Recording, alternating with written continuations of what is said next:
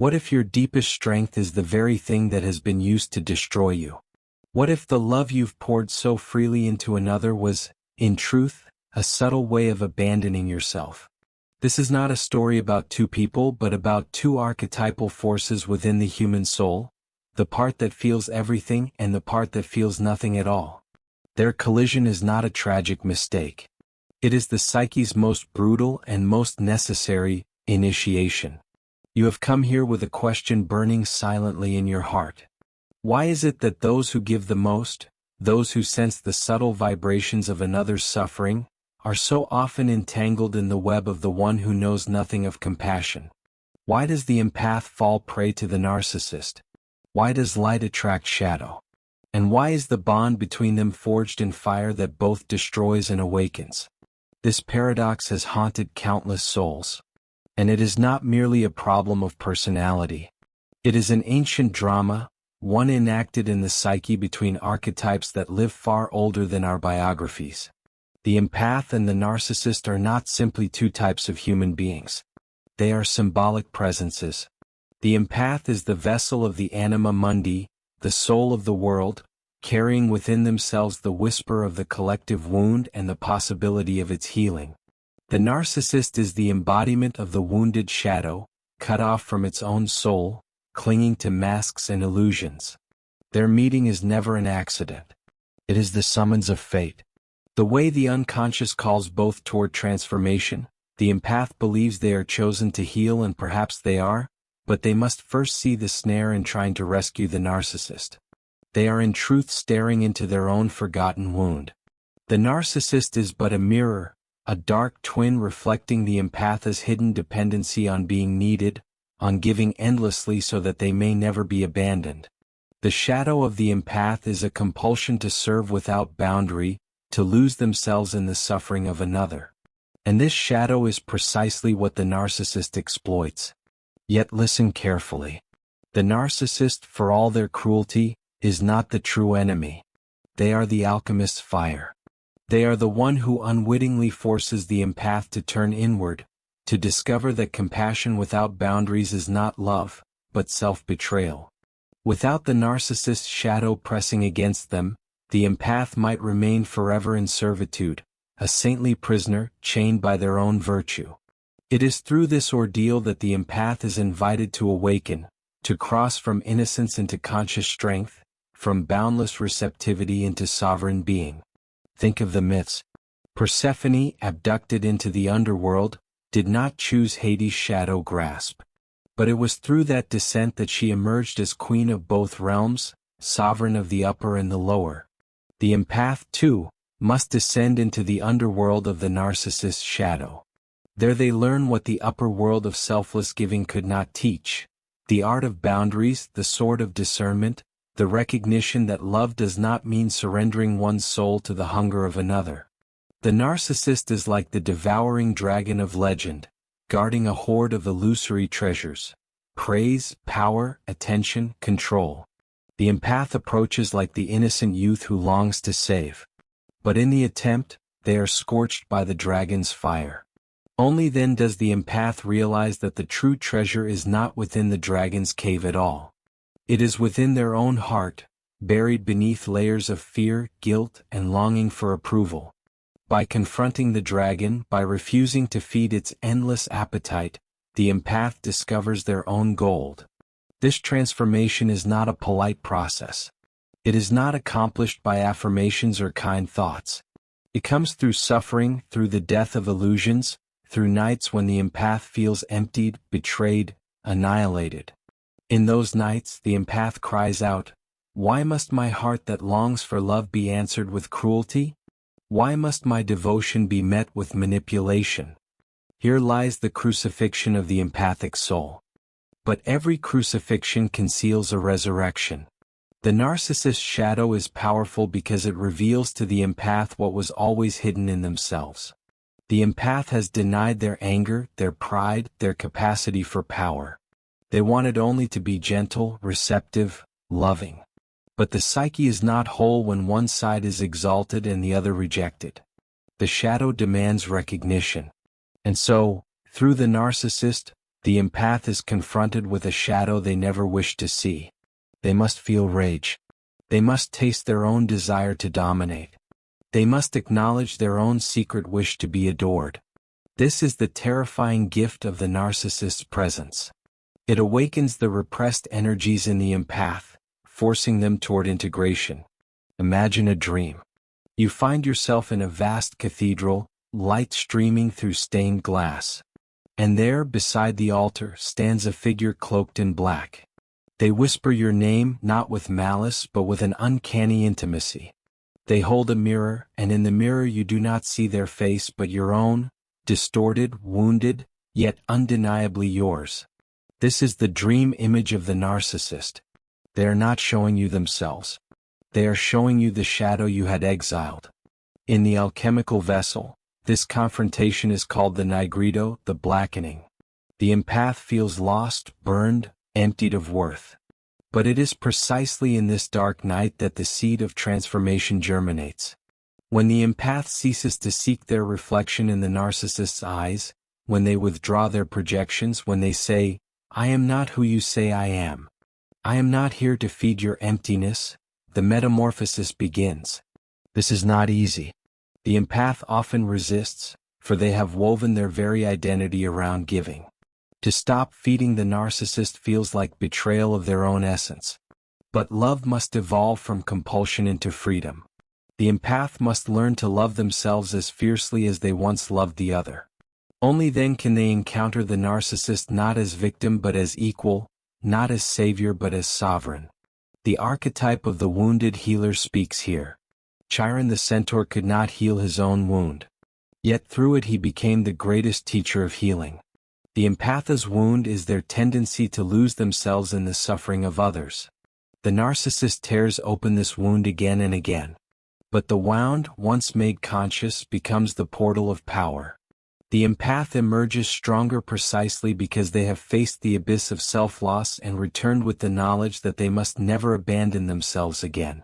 Consider what emerges after this crucible. The empath who has integrated their shadow is no longer a fragile receptacle. They become a presence of fierce compassion. They can gaze into another's darkness without being consumed. They can give without being emptied. They can love without losing themselves. The narcissist's shadow, which once threatened to annihilate them, has become the whetstone that sharpened their soul. And so, the drama that once appeared as tragedy reveals itself as initiation. The empath does not emerge naive nor cynical, but transformed. They see the narcissist no longer as a monster to be defeated, nor as a lost child to be saved, but as an archetypal force that played its part in awakening their strength. The empath walks forward, not weaker, not broken, but bearing a new authority, the authority of one who has died and been reborn, who has looked into the mirror of shadow and claimed the light within. When we speak of transformation, we must understand that the psyche never changes by will alone. One does not simply decide to become stronger. Strength is born from necessity, from the unbearable tension between opposites, from the collision of the conscious with the unconscious. The empath who confronts the narcissist is thrust into such a collision. And it is there, in that psychic crucible, that transformation becomes possible. The empath experiences a splitting of their soul. One part still longs for love, approval, and recognition, still wishes to pour out kindness until the other is satisfied. Another part, hidden and trembling in the dark recesses, begins to whisper, "No more." These two voices clash and the empath feels torn apart. This is not weakness, but the first sign that the unconscious is stirring, demanding recognition. The narcissist's presence sharpens this inner conflict. The narcissist thrives on projecting their own unbearable emptiness into the empath. And the empath, accustomed to carrying burdens, absorbs it. But in doing so, the empath carries more than they can bear. Their body trembles, their dreams darken, their moods collapse under invisible weight. Night after night, the unconscious speaks in images. Perhaps a dream of drowning in endless water while trying to save a faceless figure. Perhaps a vision of being chained in a cavern where a mocking voice repeats, "You are nothing without me." These are not mere nightmares. They are messages from the psyche, symbols demanding to be seen. What does water mean in such a dream? Water is the collective unconscious, the vast ocean of archetypes and forgotten truths.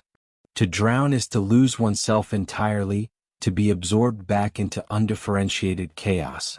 The empath, in trying to save another, risks this drowning. The faceless figure is the narcissist, but also the empath's own lost self, unrecognized, unloved, unseen. The dream reveals the truth. It is not the narcissist who needs saving, but the empath's own exiled soul. And then there is the cavern dream. The cavern is the shadow's dwelling, the place of repression, of memories too painful to bear. The mocking voice is the internalized tyrant, born long before the narcissist ever appeared. It may echo the voice of a parent who demanded perfection, or of a society that taught worth must be earned. The narcissist's cruelty merely awakens this old phantom, bringing into light the wounds that shaped the empath long ago. To confront the narcissist, therefore, is not only to confront an external figure, but to reckon with the inner jailer that has chained the soul for years. Transformation comes when the empath ceases to run from these dreams, ceases to dismiss their pain as weakness, and instead listens. The psyche is not cruel. It speaks in symbols because symbols are the language of the soul. Every insult, every manipulation from the narcissist carries a hidden key. When the narcissist says, "You are nothing without me," the empath can ask, "Is it true? Where in me did I learn that my worth depends on another's approval?" When the narcissist withholds affection, the empath can ask, "Why does my heart still chase the one who starves me?" These questions, asked with sincerity, tear open illusions. They reveal the deeper structure of the wound, the fear of abandonment, the terror of being unseen. This fear is universal. It is not only the empath's private burden. It is the human condition. From birth, we are thrown into a world where our survival depends on others. The infant learns quickly, if I am not pleasing, I may not be loved. If I cry too much, I may be left alone. These primal anxieties remain hidden in the unconscious, waiting for life to press upon them again. And so, the empath, who has grown skilled at anticipating others, who can read the subtle cues of mood in silence, was once a child who learned that survival meant sensitivity. They survived by feeling everything. But survival is not wholeness. The very gift that saved them now entraps them. The narcissist enters as the great awakener of this pattern. They force the empath to relive the ancient wound in its most painful form. To the empath, this feels like fate's cruelty. But in the mystical logic of the psyche, it is precisely this reenactment that offers the chance for liberation. The empath cannot undo their childhood, but they can recognize it, confront it, integrate it. By facing the narcissist's shadow, they face the ghost of their own forgotten past. Here lies the essence of individuation. To individuate is to become whole, to bring the unconscious into consciousness, to reconcile the opposites within. The empath must integrate strength with sensitivity, boundary with compassion, self-love with love for others. Without the narcissist, the empath might never be forced to attempt this integration. But with the narcissist's shadow pressing against them, the old defense of endless giving collapses. They must now forge a new path, or perish within the labyrinth. The myths tell us this truth. Consider the hero who enters the labyrinth to face the minotaur. The labyrinth is the unconscious, twisting and filled with illusions. The minotaur is the devouring shadow, monstrous because it was born from secrecy and denial. The hero cannot escape the labyrinth without first confronting the beast. In the same way, the empath cannot escape the narcissist's shadow without entering the labyrinth of their own psyche, without facing the monstrous fear of abandonment, the rage they have hidden, the hunger for love that has consumed them. Only in confrontation does transformation occur. And what happens when the empath finally turns, no longer fleeing, but meeting the shadow eye to eye? At first, terror. The narcissist will rage, manipulate, threaten, withdraw. The psyche will tremble, whispering, "You will be alone, unloved, destroyed." But if the empath holds their ground, something extraordinary emerges. The shadow begins to dissolve. The minotaur weakens. The narcissist's words lose their power, for they no longer pierce the hidden wound. The empath realizes, I exist apart from you. My worth is not bound to your approval. I am whole even in solitude. This moment is liberation. It is the alchemical turning of lead into gold. What once enslaved now strengthens the empath. Once desperate to be chosen, they now choose themselves. Once fearful of rejection, they now embrace solitude as sacred ground. Once blind to their own anger, they now wield it as righteous boundary. They have emerged from the labyrinth, bearing within them the treasure of selfhood. In dreams after such transformation, the images change. No longer drowning in dark waters, the empath may dream of swimming freely in a vast ocean, sunlight shimmering above. No longer chained in a cavern, they may dream of walking through a forest where light filters through ancient trees. The unconscious responds to their new strength, offering symbols of wholeness instead of despair. But let us not mistake this for final victory. Transformation is never finished. The narcissist's shadow is one teacher, but life will bring others. The empath will still feel the pull of old wounds, the temptation to give too much, the ache of loneliness. Yet now they carry awareness. They recognize the pattern when it stirs. They see the projection when it begins. They are no longer prisoners of the unconscious. This is what it means to emerge stronger than the narcissist's shadow. Not to destroy the other, not to harden into cynicism, but to awaken to the depths of one's own soul. The empath discovers that true strength is not the absence of sensitivity, but the union of sensitivity with sovereignty. They are no longer only the vessel of others' pain. They are the keeper of their own flame. And with this flame, they illuminate the path for others still wandering in darkness. To continue our exploration, we must now enter deeper into the archetypal layers of this drama. The relationship between the empath and the narcissist is not simply personal, not merely a tragic romance or a toxic entanglement. It is the stage upon which vast archetypes move. Every individual, when caught in this dance, unknowingly becomes an actor in a play written in the language of the collective unconscious. If we are to understand the transformation that awaits the empath, we must recognize the archetypal presences that shape their experience. The first of these is the archetype of the anima and animus. For the man, the anima is the inner feminine, the soul image, the mediator with the unconscious. For the woman, the animus is the inner masculine, the voice of logos, the bearer of will and reason. In the drama of the empath and the narcissist, these archetypes stir with unusual force. The empath often projects their anima or animus onto the narcissist. They believe they have found the soul companion, the missing half, the one who embodies all that they lack. But this is a projection, a mirage, a trick of the psyche. The narcissist, hollow within, cannot truly carry the archetype. They become instead a distorted vessel, reflecting back not the soul's truth, but its wound. The empath feels as though they have found destiny itself, yet soon discovers they are bound to a shadow image. Here lies the agony. The unconscious chose this figure not to grant eternal love, but to force the empath to reclaim their projection. When the empath withdraws the anima or animus from the narcissist, when they realize that the divine image belongs not outside but within, then the inner marriage begins. The anima or animus, no longer exiled, becomes an ally of transformation. The empath becomes whole, no longer seeking their missing soul in another, but recognizing it as the living presence within themselves. Another archetype that governs this encounter is the wounded child. The empath, though outwardly adult, carries within a child who was once unseen, unprotected, misunderstood. This inner child seeks healing in the narcissist, believing unconsciously, if I can finally make this one love me, the wound of the past will be healed. But the narcissist cannot fulfill this longing. They reenact the wound instead, amplifying it until it can no longer be ignored. The empath, tormented by this cycle, must eventually turn inward, kneel before their own inner child and say, "I will no longer abandon you." What they sought from the narcissist they must now give to themselves. This is the sacred act of repairing the soul. And it is here that the empath's strength is born. We also encounter the archetype of the shadow itself.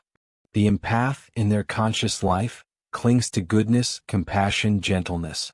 They reject aggression, self-interest, pride. But what is rejected does not vanish.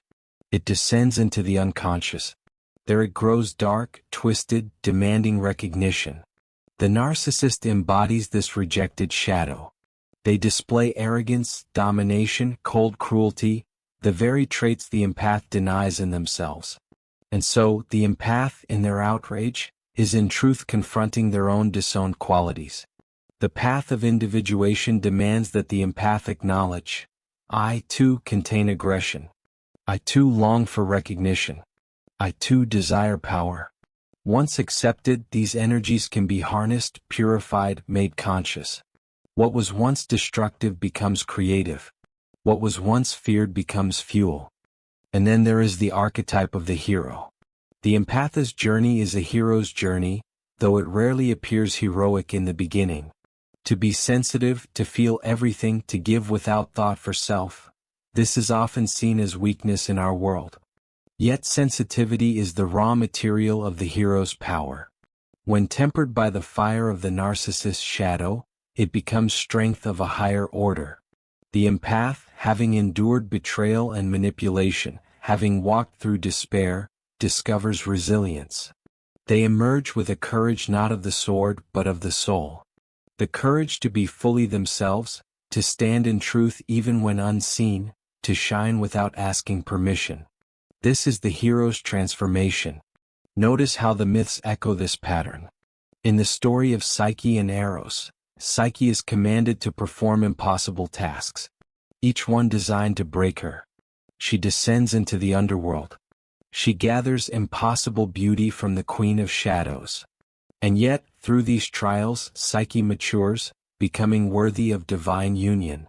The empath, too, is given impossible tasks by the narcissist. Tasks of enduring, of proving, of giving without end. These tasks nearly destroy them. But in the struggle, they discover capacities they never knew they possessed. They become sovereign of their own psyche, no longer dependent on the whims of another's love. Dreams often reveal this transformation before the conscious mind dares to claim it. I have listened to patients who, after years of entanglement, began to dream of standing on mountains, of carrying torches into dark places, of confronting beasts and finding them dissolve into mist. These images are not fantasy. They are signs that the unconscious is acknowledging the empath's growth. The mountain is the symbol of individuation. The torch is the light of consciousness. The dissolving beast is the shadow integrated. The soul announces in dreams what the waking mind hesitates to believe. You are becoming whole. There is also a profound alchemical symbolism at work here. The empath's encounter with the narcissist corresponds to the stages of the opus. First comes the nigredo, the blackening, the empath, lost in despair, engulfed by shadow, emptied of worth. Then arises the albedo, the whitening, moments of clarity, insight dawning, the first stirrings of self-love. Finally, the rubedo, the reddening, life renewed, the soul ignited, compassion fused with strength. Through the narcissist's shadow, the empath undergoes an alchemical death and rebirth, emerging as a new being.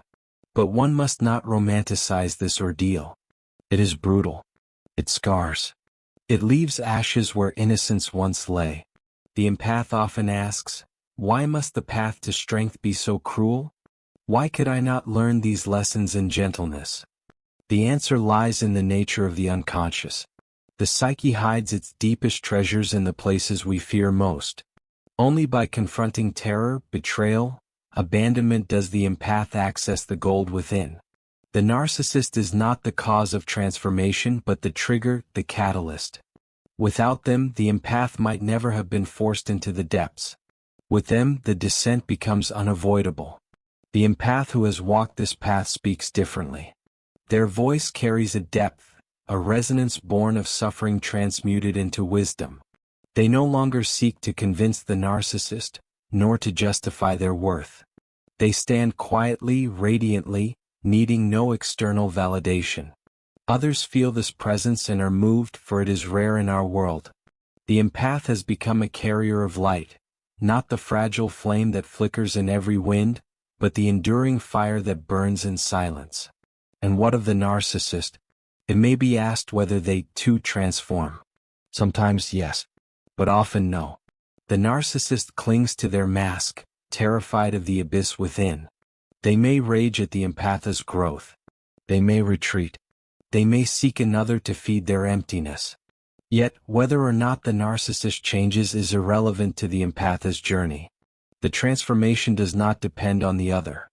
It is entirely within. The narcissist's role was to awaken the process. Beyond that, their fate belongs to them. The empath's emergence is not merely personal healing. It has collective significance. For in each individual's transformation, the collective unconscious is shifted. Every empath who claims their strength contributes to humanity's evolution. They become symbols for others still trapped in shadow. Their story resonates in countless unseen souls, reminding them that suffering can be transmuted, that compassion and strength can unite, that the shadow need not destroy, but can instead initiate. This is why the myths echo endlessly. They are not dead tales but living archetypes unfolding in each of us. Thus, the empath emerges stronger than the narcissist's shadow. Not because they destroyed the shadow but because they integrated what the shadow revealed. They have reclaimed their anima or animus, healed the inner child, befriended the shadow, and become the hero of their own soul. They stand now as witnesses that light and darkness, love and boundary, compassion and sovereignty need not be opposites, but can dwell together in one transformed being. When we reach this stage of the journey, we can no longer speak only in the language of wounds and survival. Something greater has been born. The empath who has endured the crucible of the narcissist's shadow stands now at the threshold of a new being. They have been shattered and reassembled, emptied and filled, crucified and resurrected. The transformation is not a return to what they once were. It is the emergence of someone who never existed before. A soul tempered by fire, a consciousness that can hold paradox without breaking. Let us look deeply at this rebirth.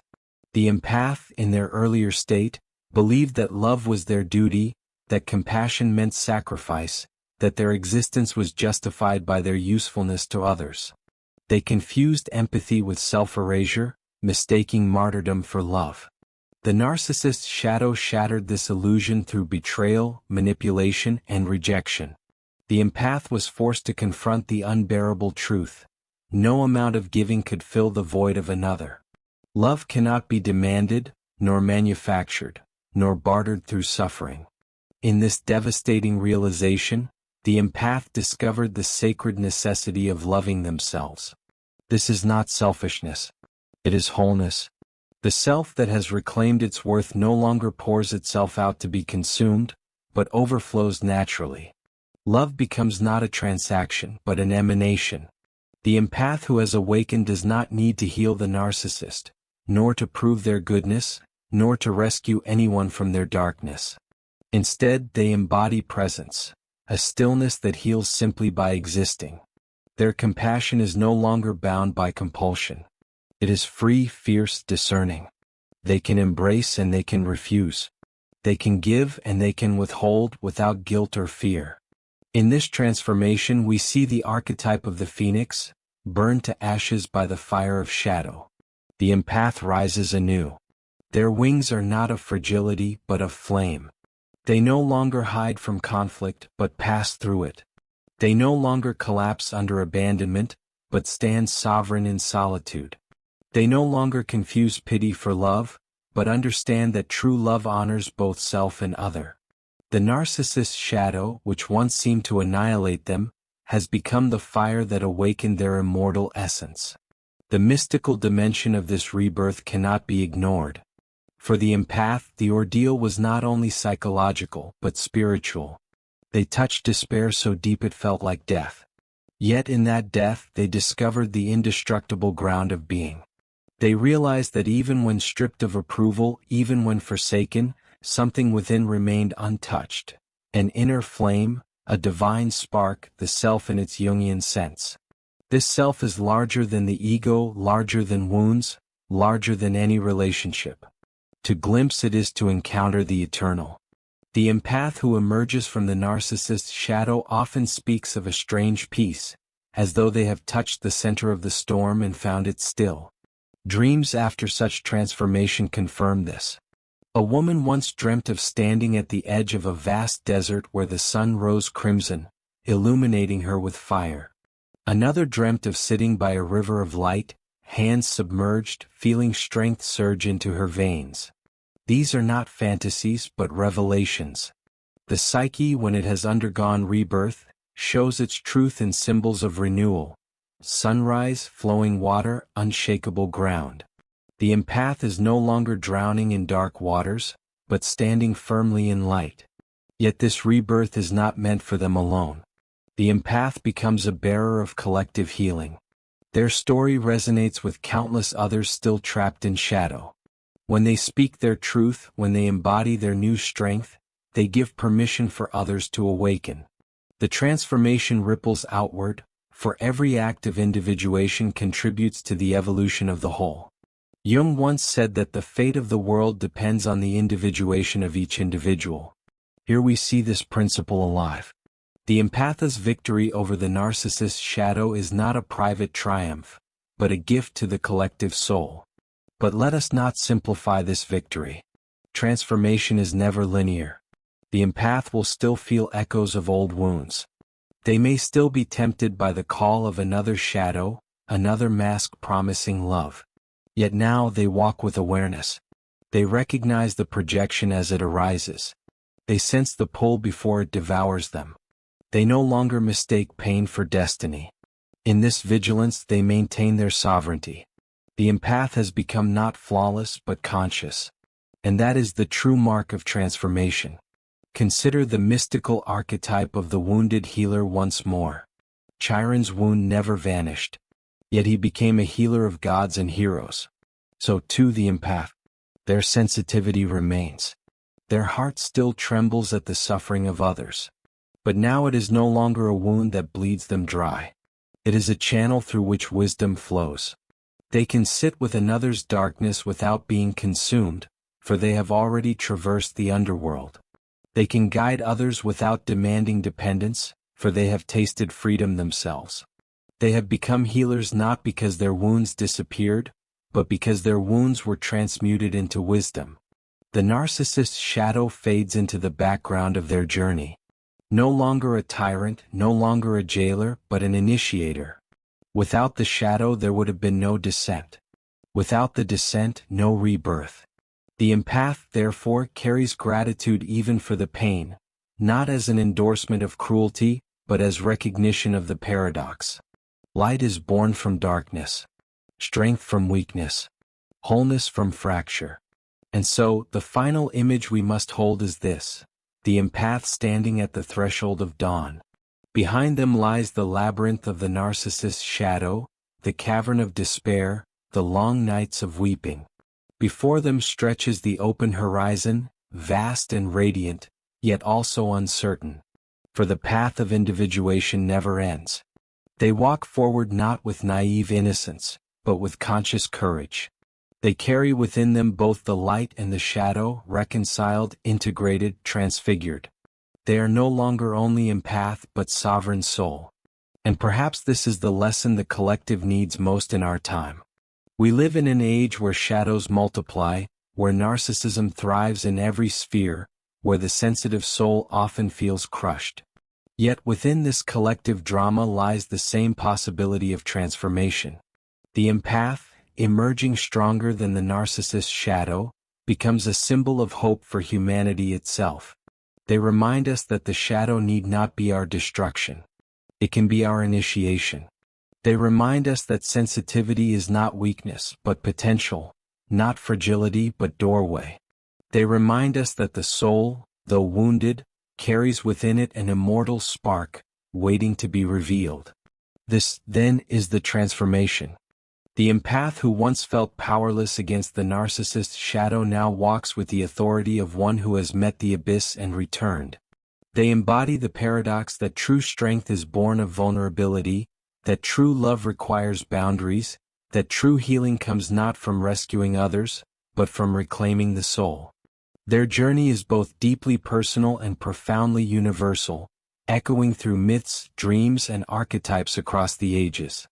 So I say to you, as if speaking into the depths of your own unconscious, if you have felt consumed by the shadow of another, if you have been torn apart by the hunger of those who could not see you, know this. Your suffering is not meaningless. It is initiation. It is the path through which your soul will awaken. And when you emerge, you will not be what you were. You will be more. You will be the phoenix rising, the hero returning, the wounded healer transformed. You will be the empath who has emerged stronger than the narcissist's shadow, carrying within you the eternal flame that no darkness can extinguish. Subscribe for more videos.